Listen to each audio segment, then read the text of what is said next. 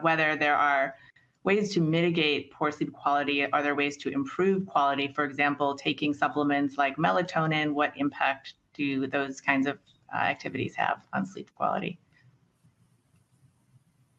Not sure who's the right person to direct this to, so anyone can jump in. So I'll say a little bit, and then my colleagues may have some stuff to add. So I feel like questions about melatonin are some of the things that come up the most, both in sort of these kind of talks and among colleagues and other physicians. Everybody is interested in how to use melatonin and whether you should use melatonin for sleep. And my understanding of it is that so melatonin is not a sleep aid like the typical sleep aids that people get from their physicians and stuff. It's often considered sort of natural, so people are think of it as something that's more benign. And often sort of recommended more by pediatricians because a lot of the prescription sleep aids are less attractive during that age group. But I think I would urge caution about it. So what the data suggests is that melatonin can be helpful for sleep. It seems to be particularly helpful for dealing with these sort of biological clock issues. So folks who are more of a night owls, like our teens, if you take melatonin at the right time and at the right dosage, it can help shift your clock earlier and ideally sort of help you adjust again to the school schedule.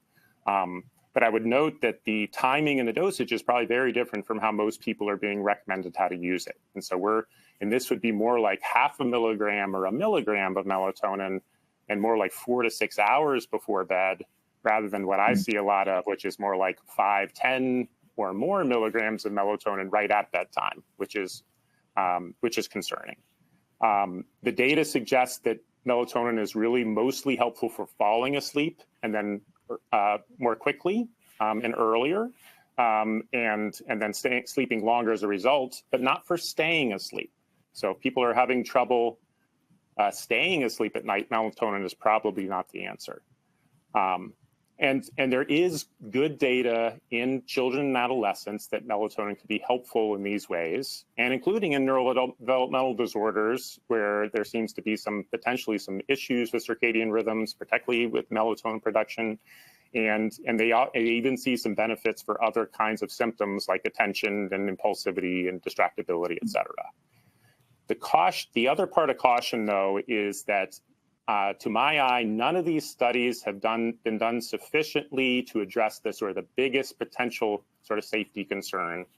And that's really comes from a bunch of animal studies that have been done over the years, where they've shown that melatonin at dosages that are lower than we give our teens and our children in a lot of cases have profound effects on the development of their reproductive systems.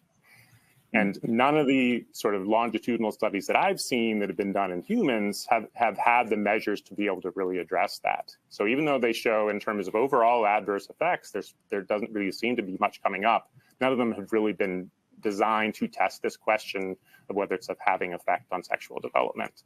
And so I think that, it's really sort of it's always going to be sort of this risk and benefit balancing act, and especially for kids with neurodevelopmental problems, melatonin may be a great answer.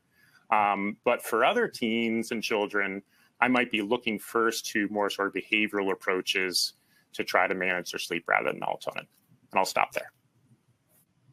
Thank you. I just wanted to...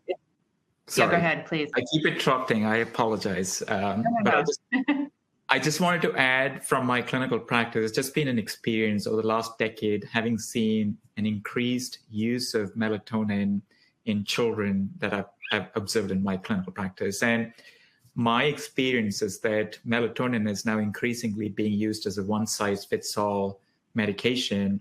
And as Dr. Hassler said, I think there are very specific indications where it could be beneficial, and the data is strong in that area. But it can also, let's put it this way: when you use it for the wrong purpose, and especially when you have ease of access, right? It's widely available, it's over the counter, and it's available in a range of doses as well. It starts to mask something underlying, a serious sleep health issue that, you could have potentially talk to a doctor about at that time. So, I would just like Dr. Hassler said, it's just very critical to make sure it's for the right purpose that you use melatonin. Thanks. So there seems to be a mixed story about melatonin. So another parent or caregiver has asked what else parents can do to help ensure sleep quality in their children, particularly around regular bedtimes. Maybe Dr. Baker, if you would like to comment on that.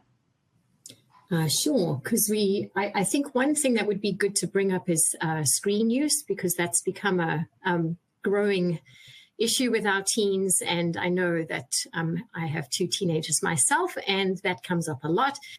And I think, so just there's a few things to do, even if we just focus on that, which would be to try and not have screens in the bedroom, and to stop using them about at least 30 minutes before bedtime. And that's important because we know, even using our ABCD data set, that we've been able to see associations there with kids are waking up with the notifications during the night, and they're sort of getting stimulated by it, and also using those devices before they go to bed can kind of influence their sleep quality. So I think trying to keep the bedroom screen-free is a good approach. And then even keeping the routine. We did a lot for our young kids. We often talk about having a nice routine, pre-bed routine, to help them go to sleep, like maybe, a bath or read a book. And I think as teens, they're teenagers, but it's still good to keep a routine before going to bed, just to give our bodies that indicator it's time to get ready for bed.